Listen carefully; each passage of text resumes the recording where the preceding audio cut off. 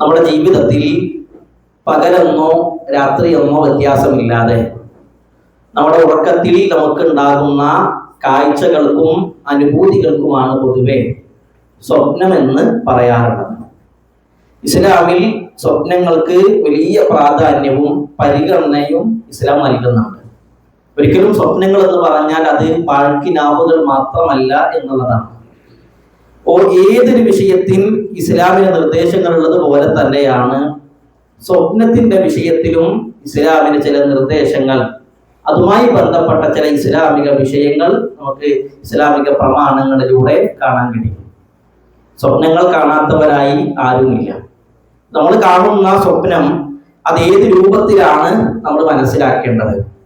ഒരു നല്ല സ്വപ്നം കാണുകയാണെങ്കിൽ അതിനെ ഏത് രൂപത്തിലാണ് മനസ്സിലാക്കേണ്ടത്, ഒരു മോശപ്പെട്ട സ്വപ്നം കണ്ടാൽ അപ്പൊ എന്താണ് ചെയ്യേണ്ടത് തുടങ്ങിയ വിഷയങ്ങളുമായി ബന്ധപ്പെട്ട കാര്യങ്ങളാണ് ഇൻഷാ അല്ലാഹ് എന്ന് പറയാൻ ഉദ്ദേശിക്കുന്നത്. കാര്യങ്ങൾ യഥാവിധി മനസ്സിലാക്കാൻ റഹ്മാനായ റബ്ബ് തൗഫീഖ് നൽകി അനുഗ്രഹിക്കുമാറാകട്ടെ. വിശുദ്ധ ഖുർആനിന്റെയും പ്രവാചകൻ സല്ലല്ലാഹു അലൈഹി വസല്ലമയുടെ ഹദീസിന്റെയും അടിസ്ഥാനത്തിൽ സ്വപ്നവുമായി ബന്ധപ്പെട്ട 5 വിഷയങ്ങൾ മാത്രമാണ് പറയുന്നത്.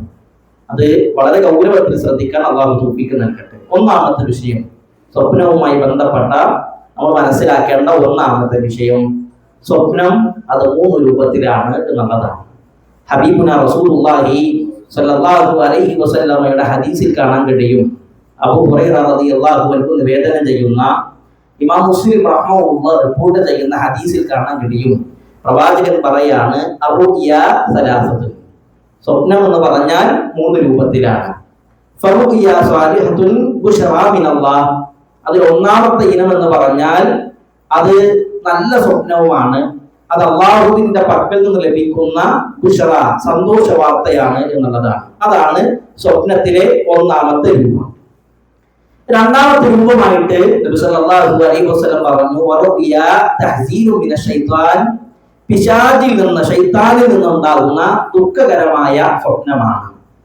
പലപ്പോഴും അങ്ങനെയുള്ള സ്വപ്നങ്ങൾ കാണുമ്പോൾ നമുക്ക് വല്ലാത്ത വിഷമം അല്ലെങ്കിൽ പ്രയാസം ഉണ്ടാകാറുണ്ട്. എന്തിനാണ് ഞാൻ ആ സ്വപ്നം കണ്ടത്, ആ രൂപത്തിൽ കാണേണ്ടിയിരുന്നില്ല എന്ന് ചില സ്വപ്നങ്ങൾ കാണുന്ന സമയത്ത് നമ്മുടെ മനസ്സിൽ തോന്നാറുണ്ട്. അത് പിശാചിന്റെ ഭാഗത്ത് ഉണ്ടാകുന്ന സ്വപ്നമാണ്. അതാണ് സ്വപ്നത്തിലെ രണ്ടാമത്തെ ഇനം. മൂന്നാമത്തെ ഇനമായിട്ട് ഹബീബുന റസൂലുള്ളാഹി സ്വല്ലല്ലാഹു അലൈഹി വസല്ലം നമ്മോട് പഠിപ്പിക്കുകയാണ്, വറുഇയ മിമ്മാ യുഹദ്ദിസുൽ മർഉ നഫ്സഹു, സ്വന്തത്തോട് മനുഷ്യർ സംസാരിക്കുന്നതിൽ നിന്ന് ഉണ്ടാകുന്ന സ്വപ്നങ്ങൾ. അപ്പൊ നമ്മള് ചിന്തിച്ചതോ അതല്ലെങ്കിൽ നമ്മൾ അതുവരെ പ്രവർത്തിച്ചതോ ആയ ചില കാര്യങ്ങൾ നമ്മുടെ സ്വപ്നത്തിൽ വരും. ഉദാഹരണം പറഞ്ഞാല്, നമ്മൾ കാർ ഇങ്ങനെ ഡ്രൈവ് ചെയ്ത് പോവുകയാണ്. നല്ല ഉറക്കം വന്ന സമയത്ത് കാർ ഒരു ഭാഗത്ത് സൈഡാക്കി കുറച്ച് സമയം നമ്മൾ ഉറങ്ങി. ആ ഉറങ്ങുന്ന സമയത്ത് നമ്മൾ സ്വപ്നം കാണാണ് നമ്മൾ കാർ ഡ്രൈവ് ചെയ്യുന്ന രൂപത്തിൽ. അതാണ് മൂന്നാമത്തെ രൂപമായിട്ട് ഇസ്ലാമിക പ്രമാണം